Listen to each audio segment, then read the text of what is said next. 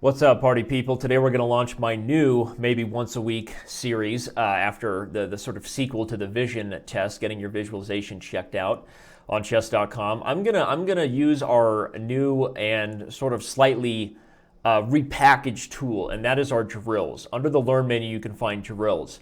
And what drills are is a list of practical positions, more than just checkmate with king and queen, but very interesting and tricky ones like you see here with king and queen versus king and rook, which is much more a matter of technique and a method that everyone should know how to win in order to be a strong chess player. You have to be able to win king and queen versus king and rook.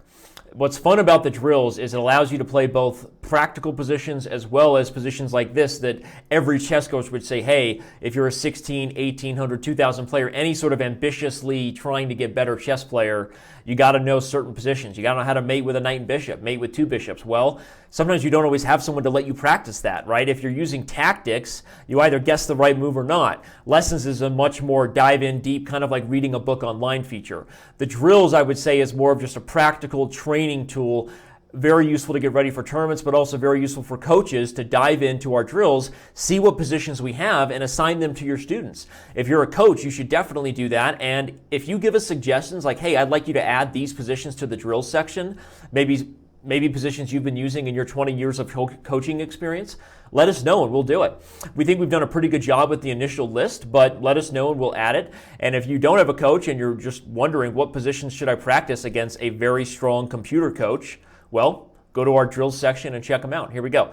So one of the first things I would say is a key point to winning king and queen versus king and rook is not only fixing that bad position, that's about as bad of a position you can have with king and queen to start, right, versus king and rook.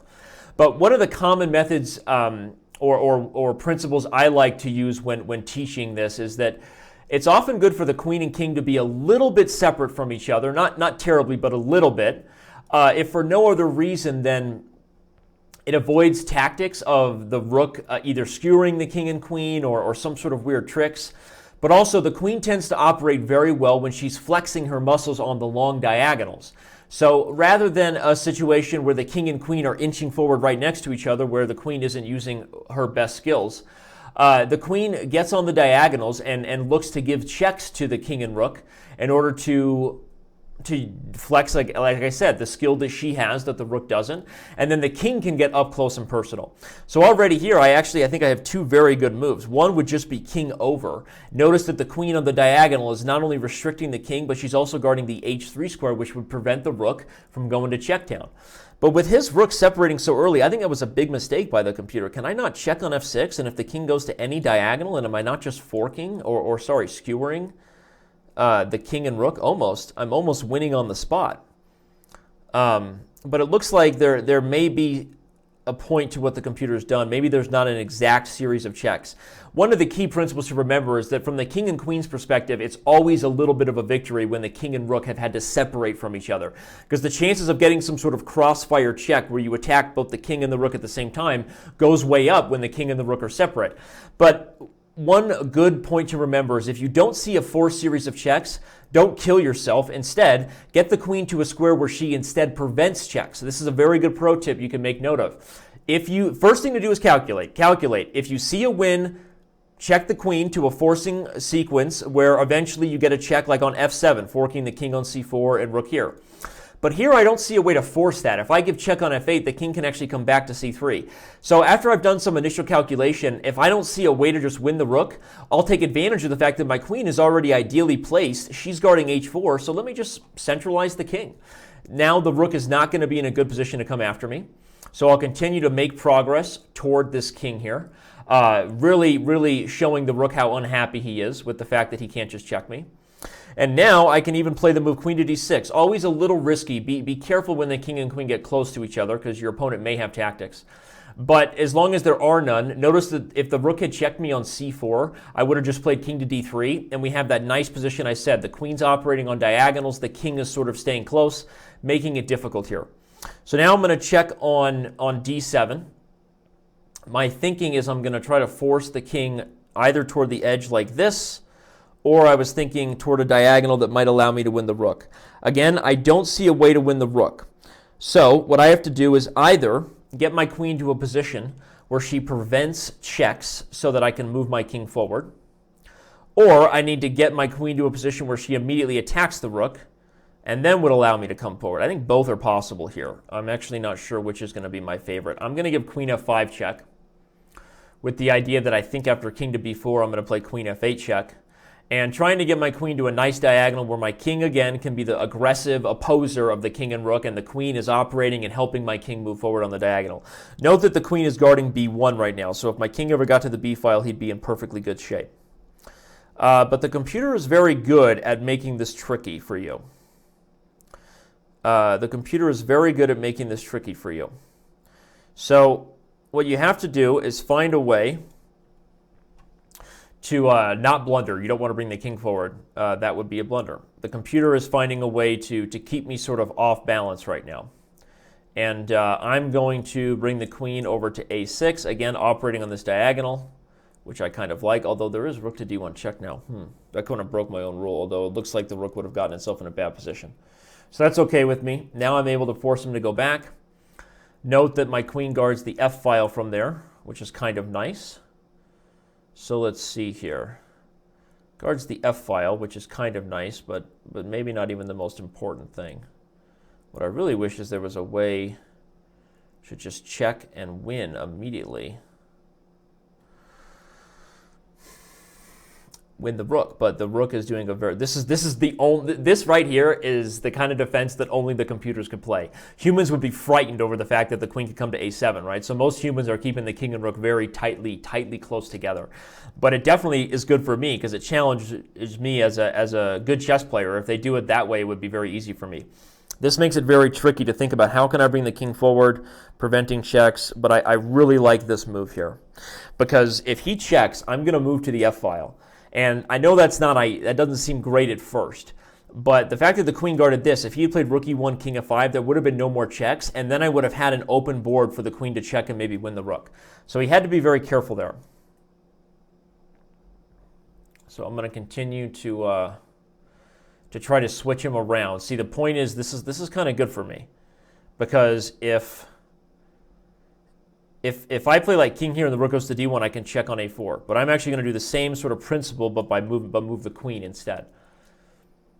Try to get him to play rook to d6. He doesn't want to. He's keeping the rook on the other side of the board, which is very, very creative. And it's actually very similar to what's key about the third rank defense, actually. It's sort of a key defensive method here. This is going to be really hard, potentially. The computer really knows what he's doing here. So I have to find a way to swing. You want to swing to this side of the board. But if you do so with check, it doesn't always work. You have to make it a little more subtle so that you force them to run somewhere. Now, is that really getting the king in a position where he can hold? Wow, that's amazing. That is amazing right now. Super impressed that there's no way to just win immediately here. I'm going to get my queen again to the fourth rank and come forward, though I'm not super happy with the progress I'm making. I'm going to play a little faster and spend a little bit less time explaining it, since I've already talked about my goal and said that that's what I'm going to do in regards to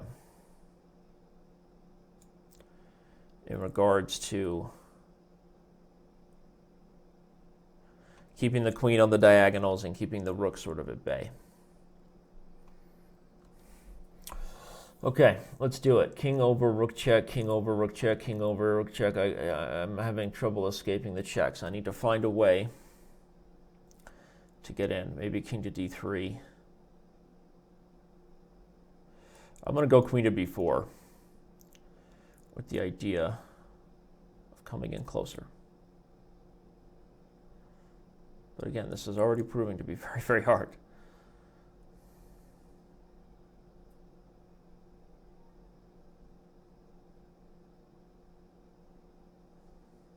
Okay.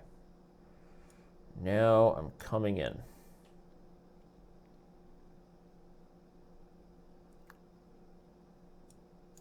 Definitely not a super easy, straightforward win when the computer is able to play the way that it is. But I think I finally opened up the board and made it very hard. See, because the point is that now this is what I was trying to do before when I said the queen would guard the f-file. See, what I did was I created this scenario where if the rook goes back anywhere, now I opened the board, right? My king was no longer in the way, preventing the crossfire check. So now I assume king f7 is probably the best. Because if rook h7, I can play rook there, that's right. And if he goes there, I can check here, and again, this is the pattern you want to see repeating. Okay, it says the best move was queen a4 check, probably because now what I have to do is sort of lose a tempo. Interesting. Queen a4 check was the best because then I think the next move was queen to b5. And notice it said the best move again was queen a4. But this is the human way I'm used to doing it, I guess. But now the computer is probably going to know exactly how to separate. That's what he's trying to do. He's trying to get a position where he can safely separate the king and rook, and I don't have an exact series of checks, which is what makes, if your opponent can do that accurately, that's what makes it very hard. But I'm going to try to not let that be the case for him. I think that even with the computer saying some of my moves were mistakes, I'm still getting closer to achieving the goals I said that I was. Now notice I don't just give a random check. I have a goal of trying to force the king and the rook either toward the first rank or the edge. So I'm going to try to walk him up, like walking the dog. I'll repeat this all day. If king to b5, I'll play king d6. Rook c4, I'll pin the rook again. And I'll just keep repeating this idea. The only move here is king to b5, the computer's thinking, but it is the only move. And if rook c4, queen up. But the problem is I'm getting close to the 50 move rule. So this is actually really interesting, whether or not I'm going to be able to do this. So I'm going with a pattern I know works because I've used it before, as you see, rather than playing the best theoretical move. Ooh, but look at that.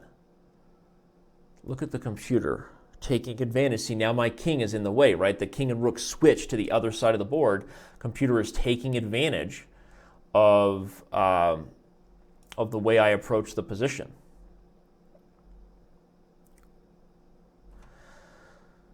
And as interesting as this seems, I think I have to be super accurate here if I'm going to win this.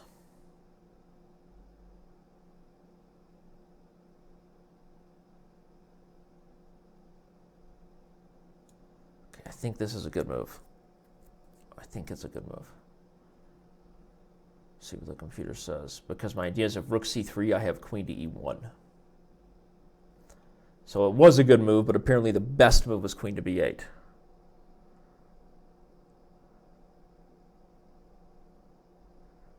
Where's the cross check? If king up,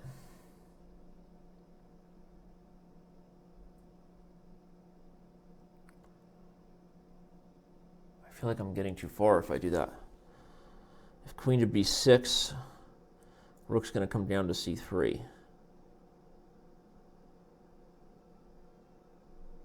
I'm having a very hard time with this, honestly. Maybe just queen to b2, king a5, and then queen to b3. Kind of kick him back the other way. You always have to be careful of stalemate tricks where the rook sacks itself, and then suddenly you're stalemating them. And this is just very, very frustrating right now. It's very difficult to see how to check and win the rook. But I think I see it. I think I check, he moves. I check no matter where he goes. Oh no, if check he moves, I check he can get to c2. And then I check over here. Oh my gosh, that would be a huge risk. If that doesn't work, I'm going to lose. I mean, he's going to get to 50 moves. If check on d4, king to b3, check on b6. If he goes back to the a file, he loses. He goes to c2. It's the only move. Queen to g6 check. He goes king to c3. Queen to f6 check. If the king goes to d3 or c2 now, I have check there. If he goes to d2, there's probably a win that I just can't calculate. Queen here, check. Goes to e1. This is so hard. Darn you, computer, for making me look like a fool.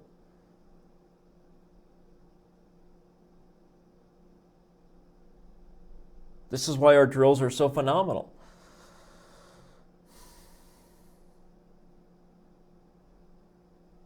Is there a simple way to pass the move, where it would have to be his move? Oh, what about queen to b7? No, then he comes down to c3. This is the third rank defense. This is the third rank defense. It's just flipped. Wow.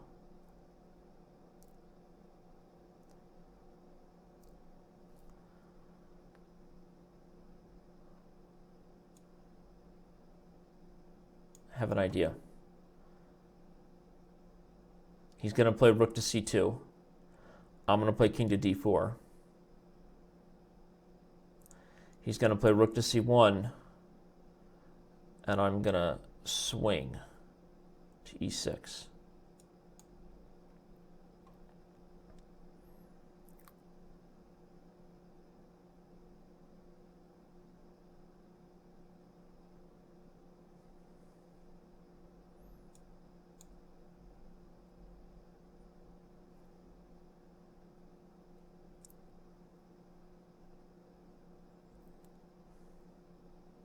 Coming down to the wire. I have to flip the script.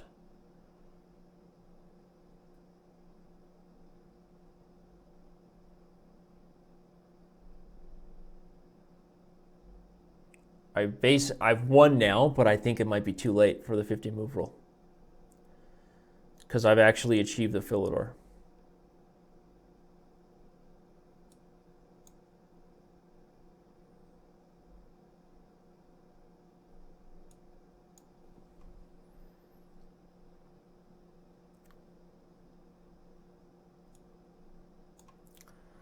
I've gotten the Philidor, but it might be too late.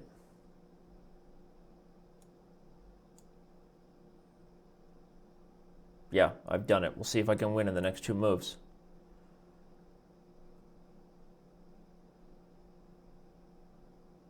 Check. He plays there. You give check. That's it. I win. Check. If he blocks with the rook, it's mate. But the problem is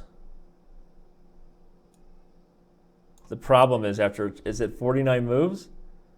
Oh my God. No! Queen check is a win.